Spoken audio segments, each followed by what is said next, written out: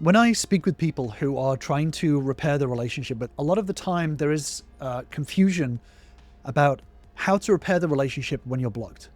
If you've been blocked on social media or through text message, on phones, whatever it is, there can be confusion, especially if you've started to repair the relationship already. Getting blocked out of nowhere can be a real punch to the gut. So in today's video, I'm going to break down exactly why your ex is blocking you, because understanding this is going to be really important from this point on. I get how difficult it can be, especially when after a breakup has happened and you've started to make changes, you've self-reflected, you've started to readjust the dynamic after all that effort and change has been put in, can feel really disappointing. It can feel kind of hurtful and confusing. It can leave questions as to, why did I get blocked? You know, sometimes our mind can go to, what was the last thing that I did before the blocking?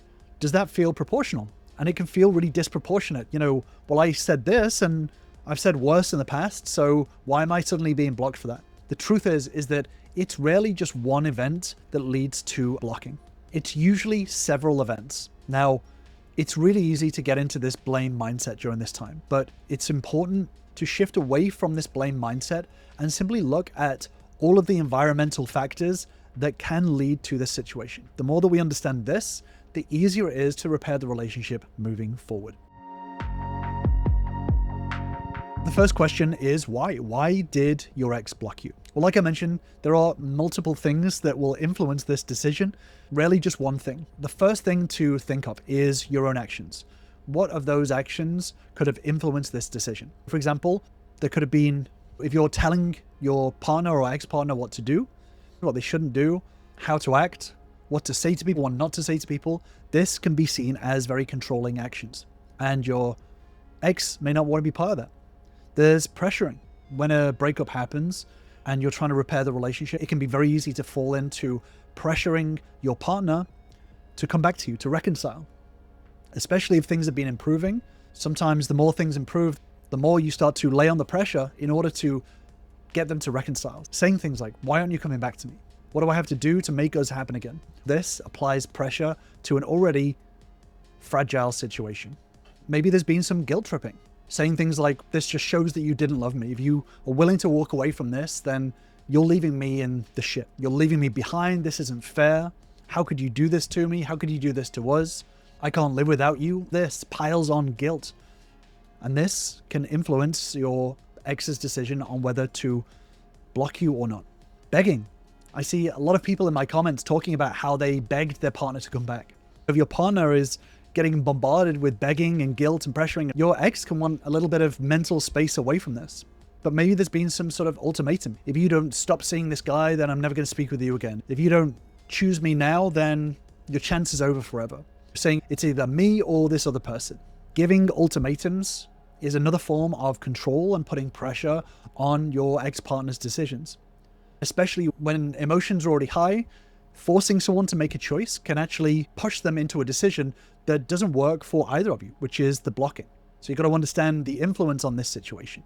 Or maybe you followed some of this ex-back advice online or this scripts and tactics and this whole idea of pretending not to care, pretending that you don't care about the relationship.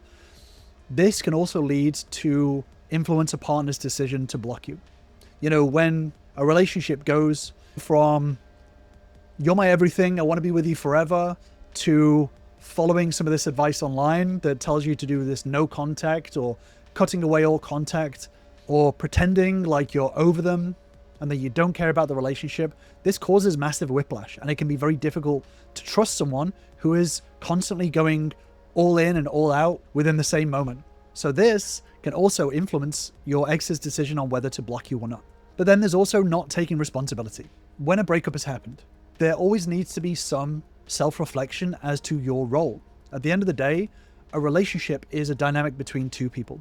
And that means that you have your own role and your own responsibility within the relationship. In order for a relationship to repair, there needs to be responsibility taken. So during this breakup, if you haven't taken any responsibility, you're blaming this breakup all on your partner, then this can influence this idea of whether to block you or not. It's very difficult to be around someone who doesn't take any responsibility for their actions, knowing their role, knowing how they influence the relationship, not taking responsibility pushes a partner further and further away. But then there's also their feelings side of things. So, for example, self-preservation.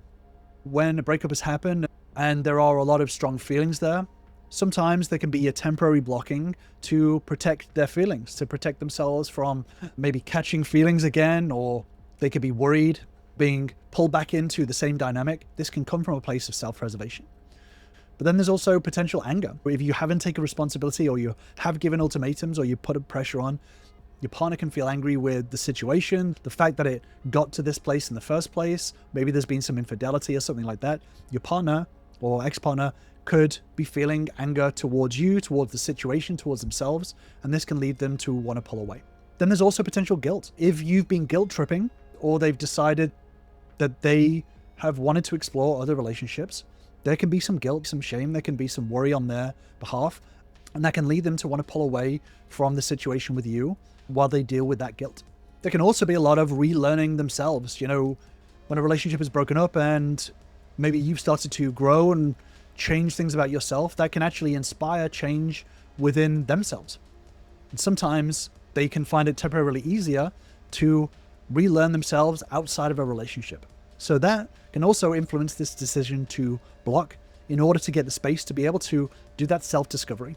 But it can also be because of fear. Fear of getting back into the same loops, fear of being hurt again, fear of things not changing in the future. Blocking can sometimes come from fear. Then there can be outside pressure. Pressure from friends, family. They have an influence in our lives, they have an opinion.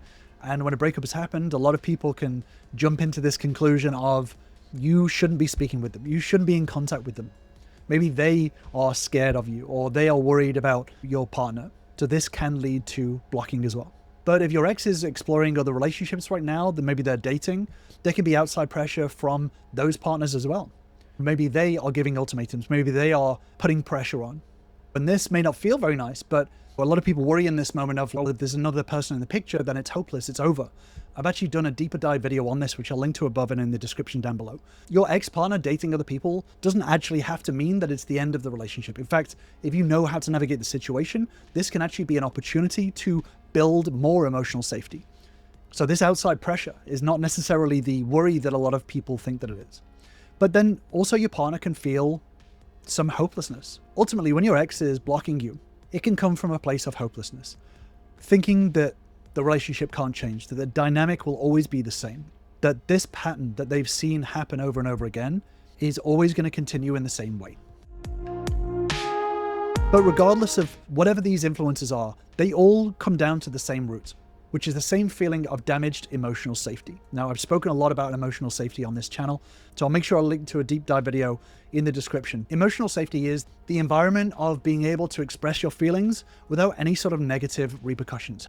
Having that freedom and safety to be able to express yourself without worrying about a negative reaction. So if your ex has decided to block you right now, it's because at this moment, they don't feel like conversations are going to go very well. They don't feel like you're going to respond to them very well. Now, a lot of people worry in this situation that being blocked is permanent. It's forever. You're never going to be unblocked, but that is more from fear. There's nothing to say that this is permanent forever. In fact, oftentimes there can be blocking and unblocking repeatedly. And this can be because of a confusion of their feelings. They're torn between letting go and maybe seeing some hope in the relationship. And sometimes it can be subconscious testing to see how you react, how you respond to it, which I'll talk about a little later in the video. But how you show up during this time is really crucial. So the next question is, if they block you, does that mean that they don't love you? Well, no. A lot of people get this in their mind that, well, if my ex has blocked me, it means that they don't love me anymore, they don't care about me. But this is not about love. Love and relationships are two separate things. You can love someone and have a bad relationship with them. You can not love someone and have a good relationship with them. This is why sometimes in these situations, an ex can say, I love you, but I'm not in love with you. The in love bit is the relationship in between. This is the dynamic between you both. If your ex feels hopeless about the dynamic, then this is why they pull away. This is why they block, because they don't think that the dynamic is going to change. And this is really important for repairing a relationship, is understanding that the dynamic of the relationship is very different to the love that they feel for you. You can care for someone very much, but if they don't feel hope towards the dynamic that's going to change and improve, then that can lead to the way and ultimately the blocking. So it doesn't have any impact on whether they love you or not. But then people can get into their heads of saying, this isn't fair. This is not ethical. This is completely unjustified. The problem is that it doesn't really matter whether you feel like it's fair or it's moral, because this decision is based on emotions. You have to understand the emotions behind this rather than get caught up in what's right and what's wrong. The truth is that lasting relationships need more than love. They need honesty, they need empathy, they need trust, they need respect, they need vulnerability, they need all of the relationship skills. But you can't just have a relationship based on love. That's not going to work. And that may not feel very nice right now to hear, but it's a good thing because relationship dynamics are something that can be improved and changed over time. Once you start to focus on those dynamics, it becomes a lot easier to repair the relationship. Now, it can feel like being blocked is a bad thing. It can feel like it's a terrible thing and it's the end of the relationship, but there are actually many benefits of being blocked. You can choose how you see the situation. You can actually use this to your advantage. Being blocked means that it can be easier to not obsess over what they're doing or constantly checking their social media. There's less triggers as you work on yourself and you build your relationship skills and you're growing. There's less temptation to reach out without any sort of real purpose, which I've spoken about in other videos. It allows your nervous system to be able to reset and focus on the bigger picture, the long-term plan for becoming the best partner that you can be and building those relationship skills. This allows you to step back and build the bigger picture perspective. And this is what a lot of my successful members have found, is the ones that have been blocked, that have been maybe stonewalled and had communication cut off, is that their focus has already shifted to what's important, which is the process of growth and building those emotional and communication and relational skills. And what they've often found is once they focus on the process of change and growth, that when they are unblocked or their ex-partner reaches out, the changes are felt in a very deep way. Our brains need comparison and polarization. This is why what you do when you're being blocked is going to make or break the repair process. If you use this time to feel bad, to blame your partner, to overthink, to waste your time and energy, then by the time you do communicate with your ex, you're going to be filled with anger and resentment and regret and neediness. And that's going to come out when you speak with your partner. But if you use this time, you can actually use it to your advantage. But all of the members that have managed to reconcile with their partner after being blocked have all focused on the same thing, on the growth during that blocking. And if you do want to start that journey too, then join my Relationship Bootcamp, where you'll learn the same steps and tools that all of my members start with to start turning their relationships around and start rebuilding it from the ground up. I'll drop the link in the description if you want to grab your spot.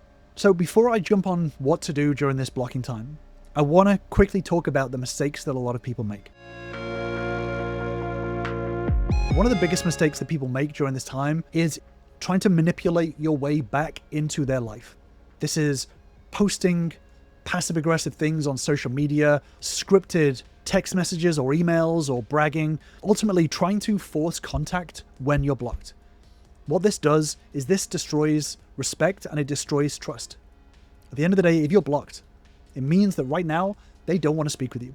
If you are constantly stepping over that boundary, forcing contact, trying to find ways around what they're doing, this destroys emotional safety. It's saying to them, I don't respect the fact that you don't feel safe. It's basically showing them that you don't understand why they don't feel safe talking with you right now. But there's also other mistakes. You know, if they unblock you but they don't reach out, a lot of people can still do the same thing of seeing this as a green light of now we can communicate, and they reach out with very low quality contact, just bombarding their ex with memes or pictures or check-ins, not actually doing anything to rebuild a relationship.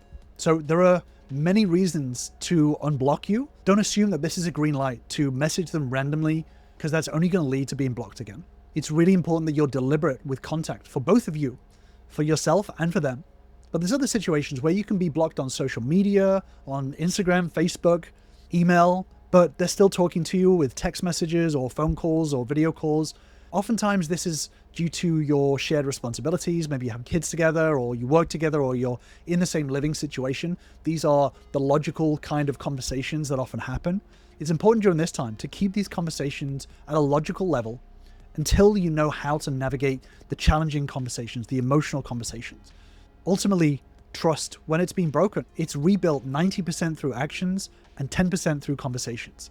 Don't assume that because you're blocked on social media, they're talking to you outside of that this is an opportunity to bombard them with these emotional conversations or conversations about the relationship. But then it ultimately leaves the question, how long until they unblock me? The truth is that there's no set time. It can be hours, it can be days, it can be weeks, it can be months. They can block you for a little bit and unblock you. There is no hard and fast rule for this. Your response is actually very important right now. Just because you're blocked doesn't mean that they don't have any awareness of what you do.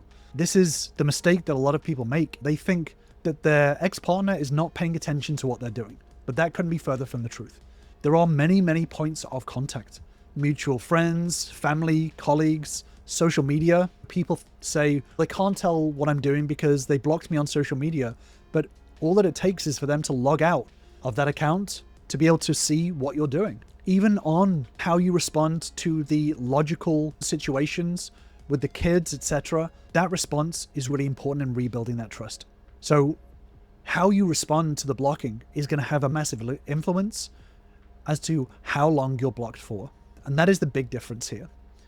When you try to control whether you're blocked or not, that is when you actually lose any influence over the situation. The more you focus on what is in your control, how you respond, how you show up, and what you do whilst being blocked, that is where you gain influence. The more that you do focus on your response and the skills that you build during that time, the more likely you are to get unblocked or shorten the amount of time that you're blocked for. This is very counterintuitive, and this is why it's so important to understand what to do in this situation and what not to do. Then it leaves the question, what do we do when blocked? The very first thing, and this is probably the hardest thing to do, is to take the time to understand why you're blocked in the first place. I talk with members a lot about what we call the actor-observer bias, is a bias that we have as human beings that gets in the way of understanding why people do things the way that they do. When we're in observer mode, that's when we look from the outside in at somebody else's situation. For example, our ex-partner blocking us, and we blame it on their character. We say they're just mean, they're nasty, they're ridiculous, they're crazy, they're psycho. That's when we're in observer mode. We're not putting ourselves in their shoes and understanding their feelings. But when we switch over to actor mode, it becomes easier to start looking at all of the context and environment and feelings that lead up to why we're being blocked. If you don't understand why you're blocked, that's going to come across to your partner when you speak with them. If you are constantly getting defensive or you're telling them that they're wrong for blocking, they hurt your feelings, that is what shows your partner that you don't understand them. You don't understand their feelings, and that pushes them further and further away. It's important to take the time and rethink about the emotions behind why you're being blocked, what they may be feeling, the fear, the worry, the anger, the hurt. This is one of the most powerful things that you can do. In this situation, a lot of people only understand the surface level of why they're blocked. Sometimes not at all. Taking the time to start labeling these feelings as to what your ex-partner may be feeling right now is going to be really helpful in rebuilding the relationship back and showing an understanding of their feelings in the future. The very next step in this is radical acceptance. Accepting that you have no control over whether your partner or ex-partner blocks you or not. You don't have control over that. The more you're able to focus on what is in your control will allow you to let go of control over what your partner does and focus on what you do, how you respond. The third step is to get rid of this victim mindset. It can be very easy to fall into this victim mindset, feeling sorry for yourself, feeling angry, feeling resentment, blaming. But the more that you fall for this victim mindset, the more that will come out when you do eventually reconnect with your ex-partner. During this time, make sure that you're rebuilding your self-esteem with hobbies, with your fitness, with creative outlets. Focus on rebuilding and learning the relationship skills that are needed to build a healthy relationship. Breaking these self-patterns, ready for when connection happens again. But also during this time, build yourself a support system. Using that whilst you build your self-sufficiency is going to help you to get back on your feet during this tough time. So rebuilding the connection back with friends, family, a coach, therapist, whatever you need for support, using that as a stepping stone to build your own self-sufficiency back again. You know, it's really important to build a healthy relationship is to learn how to be self-sufficient, how to be 100% self-reliant. That allows us to be a lot stronger in relationships moving forward. That allows us to build what we call an interdependent relationship. That's two independent people working together for one joint goal. If your growth is extremely deep, you put in the real work, asking yourself the tough questions. When you reconnect with your ex, it's very difficult to hide the deep work. Your aura changes, the way you communicate changes, your emotions seeps out of you when you do the really deep work. So your response during this blocking is going to tell your ex what they need to know. Are they only focused on just talking and getting in my business, or are they using this time to deeply grow who they are, change what they do, break the patterns, and lead the relationship into a good place moving forward? So many people get worried that when they're blocked, that their ex-partner is going to explore other relationships. Now, I can get the panic, that worry of what if they find someone better? What if they move on quickly? If they are exploring other relationships, this can actually be a really powerful time. I get that this may sound counterintuitive. I've done a deeper dive video, which I'll link to up above and in the description down below. But if your ex is blocking you in order to explore other relationships, how you show up and how you respond to them can make or break the repair process. So I'm going to leave you with that deep dive video, and I'll see you over there.